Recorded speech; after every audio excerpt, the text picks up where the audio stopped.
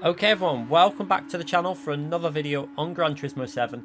In today's video, I'm going to be giving you a little bit of help in terms of trying to get the Audi R8 Evo a little bit faster for this week's daily race C. Now, I spent a very short amount of time doing this setup. It was around about 30 minutes just playing with the car, just trying to get the car a little bit faster. It's not a very in-depth setup, but it's a basic guide to try and help some of you out that might be wanting to jump on tonight, expecting it to be a default setup race, only to go on there and find out that they've removed the default setup and now it's tuning. And the reason is this, it's because they could not fix the issue with the setup bug that was creating cars with extra power without patching it. So they've decided to change the whole race. So it is actually now, it's limited on power and weight, but you can run any sort of cars in Group 3 and as long as it meets them weight. So it's kind of restricted in a way, but yeah, you can change the setup. And I thought the best thing to do is I'm going to work on it myself and try and figure some sort of stuff out. So I've not done everything. We're going to go through the setup in shortly, and then you're going to see I've only done some very basic changes because I think you can gain quite a lot of time on GT7 with some of these cars by just concentrating on very simple things. Because for example, the Audi R8 is very like sketchy. It wants to break loose. So the first thing you want to do with all these setups is concentrating on stability. Once you get stability, then you can work on a little bit of pace. So yeah, let's go into the setup and let's go through what I changed, and hopefully we can take half a second off some of your times that are running default setups or more, and it can help you out maybe in the race. Now, I haven't tried this setup out in the race, so bear that in mind. This setup is purely time trial at the moment. Once I've figured out a race setup, I will also share that with you lot. So make sure you subscribe, hit the like button, and let's get into this. Okay, so this is the setup. The first thing you want to do is make some quick purchases. You will need to buy ballast and you will need to buy the power restrictor. Now, the first thing you're going to do is put the ballast up to 115 and the power restrictor down to 94. This will give you the power and the weight that you are required to enter the race. So make sure you get that done first. And then once you've got that ballast, move the ballast towards the front of the car. Because this is an MR car, a lot of the weight is towards the rear. That is why this car is very sketchy. So the first thing I did was, let's try and remove that sketchiness, put the ballast to -14. That will put the weight further forward on the car, which will give you a little bit more understeer. Bear that in mind. However, it should help settle the car down. Now, first thing I did was take all the aero off the front because I want the car to have less rotation because it's already over rotating. So I took all the aero off the front and put aero onto the rear. You can see the up to 625. Now, we also didn't change too much settings on this left hand side. You can see with regards to damper settings and damping settings, we left them as they are, no change on them. However, body height, the body ride height, which is just how high the car is, we reduced that down to 57 on the front and 60 on the rear. Now what that is, it's decreased the gap between them because as default the rake on the car is a lot more pointing forwards, so it's a lot sketchier.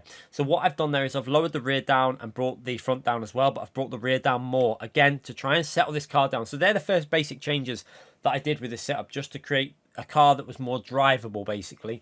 Next thing, anti-roll bar. I made sure the rear roll bar was slightly lower than the front by 2. And did try the front roll bar on higher setting, and it felt too stiff for this track. It might just need other changes because I didn't change the damping settings or the frequency, so I haven't gone into them areas yet. So that could be an area that is lacking on the setup. Now, camber angle, I kept them both at 2.1. I reduced them down because we want a bit more straight line speed with that really long straight on the back side of the track. Same with toe angle on the front and rear.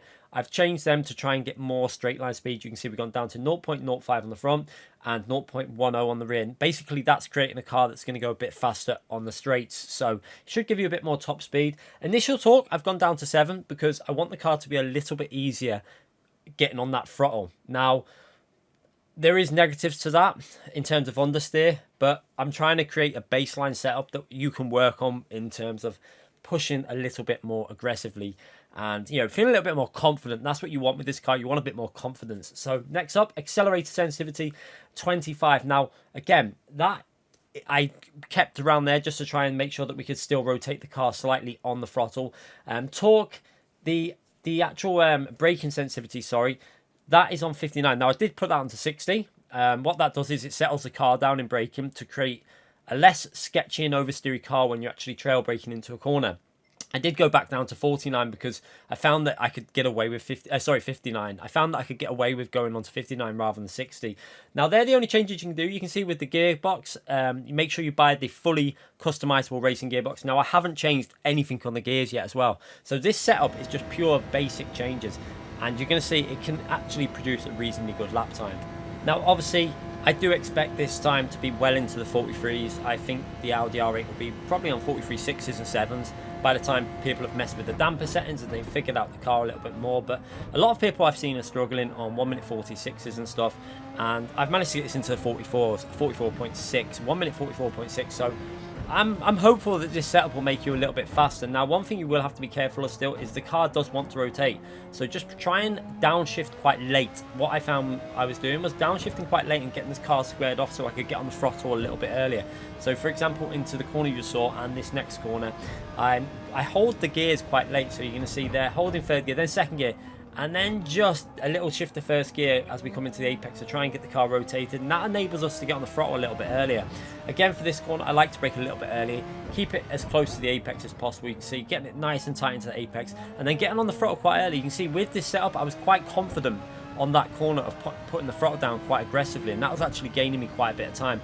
Now we're coming into the next section. One thing you will see as well with this lap that I did, the wind was not in my favour because we're getting a headwind all the way on this long straight now. So we lost out probably a couple of tenths, 10.5 just on this sector alone, going after the chicane as well. So probably quite a lot more time to come off this with pushing. Now through here, you can see over the curb quite aggressively. Car does want to rotate, but it stays pretty settled. We tried to keep it on the curb at least. Might skim the grass with the left-hand tyre, but in general, not as much as what most people are taking off that corner. So yeah, you can see here, still losing out in terms of the wind direction, but as we come through here, the wind is actually helping us very briefly going to the finishing line. So overall, probably lost about a 10.5 just by wind direction, but I'm not too worried about that. I just wanted to get a setup that was potentially good enough to get you in the top 10, and when I did this lap time, I was P5 in the top 10 stars. I expect that to go all the way down and be well out them top 10 stars by tomorrow or even later today. So yeah, if this has helped you out, let me know in the comment section. Give the channel a subscription, hit the like button, and I will be doing more of these whenever I can. I want to try and figure these setups out. I will go more in depth once I've figured out the damper settings and stuff like that. But yeah, hopefully it's helped you out. See you all soon, everyone.